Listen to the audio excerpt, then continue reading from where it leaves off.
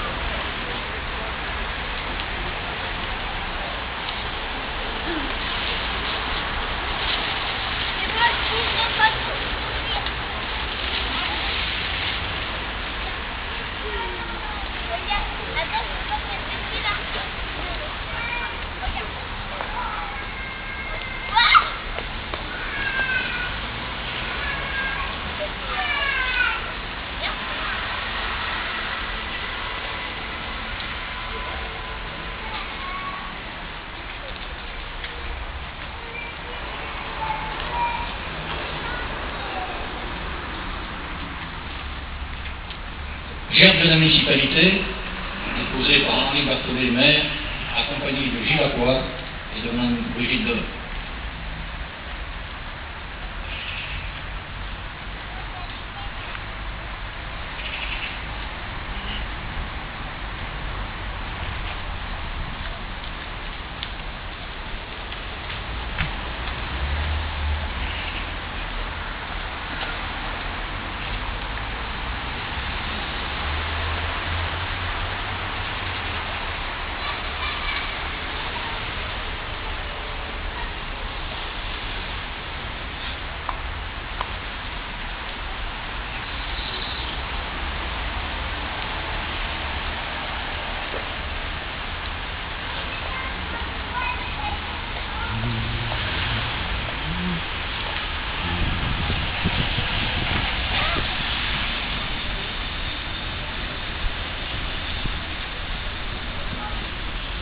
Gerbe de Monsieur le Préfet, déposé par Mme Leca, secrétaire générale de la préfecture.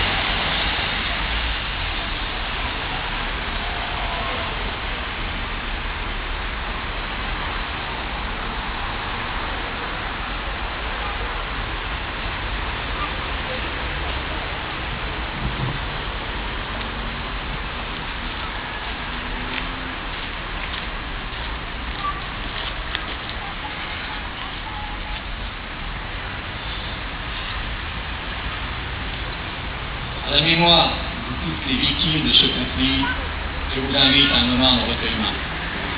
Aux morts.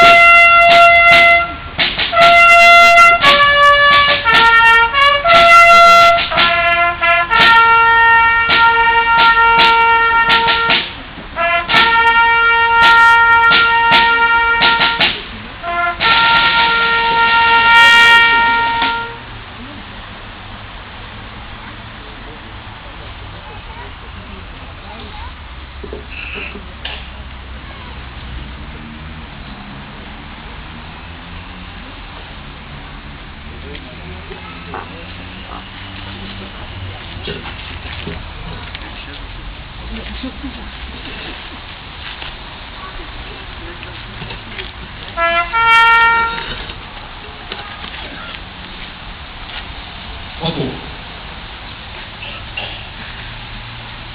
Nous écoutons le message de l'UFAC par Annette.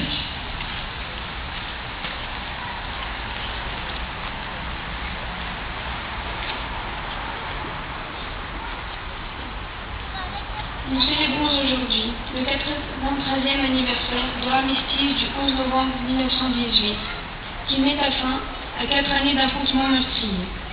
Ce jour-là, l'Allemagne a reconnu sa défaite militaire et a demandé l'arrêt des combats aux forces alliées. Rendons hommage aux combattants qui, par leur courage et leur abnégation, ont su la contraindre à déposer les armes.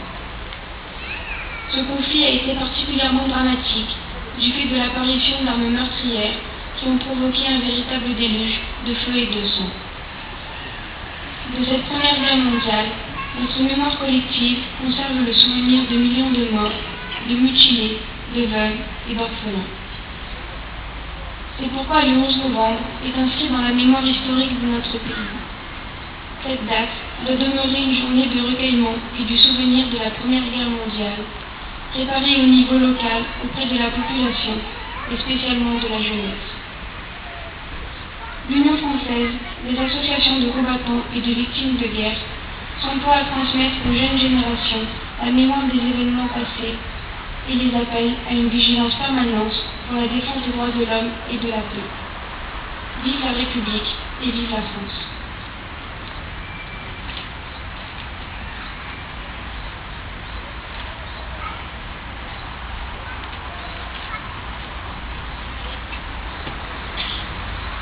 Nous écoutons le message de M. Nicolas Sarkozy, président de la République, par Mme Leca, secrétaire générale de la République.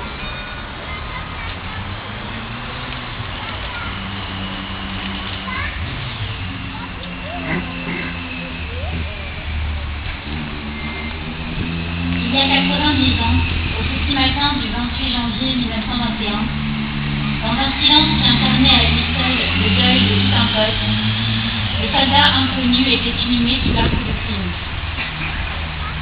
La République consacrait le monument, élevé aux victoires de la Révolution et de l'Empire, à la dépouille d'un simple soldat, tombé au cours du conflit le plus meurtrier de toute notre histoire. À travers lui, la France rendait donc hommage à tous ceux qui, comme lui, avaient sacrifié leur vie sur tous les champs de bataille de la Grande Guerre. Chaque jour depuis, le ravivage de la flamme du souvenir est là pour perpétuer cet hommage et rappeler l'immensité, aujourd'hui presque inconcevable, du sacrifice. Au fil du temps, les morts de la Seconde Guerre mondiale, d'Indochine et d'Afrique du Nord furent à leur tour honorés sous l'arc de triomphe. Mais le 11 novembre est resté une journée consacrée au seul souvenir des soldats tombés au cours de la guerre de 14-18.